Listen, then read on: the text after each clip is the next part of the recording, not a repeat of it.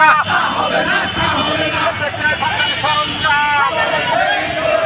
দাবি আদায়ের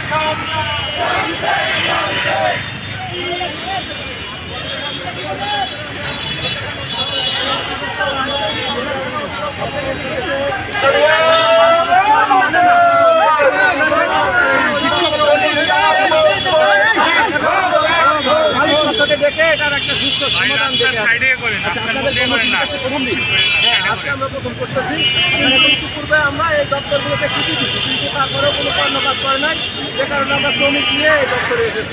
বিকেএমই থেকে কোনো কথা এসেছে আপনাদের, আমাদেরকে সুস্থ কোনো সমাধান চাই না বিধায় আমরা এখানে এসেছি।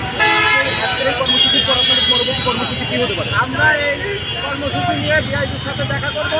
ডিআইজির সমাধান দিতে পারে তাহলে আমরা আসবো, আর যদি না হয় তাহলে আমরা ওখানে অবস্থান করবো। যেমনটা শুনছিলাম আমরা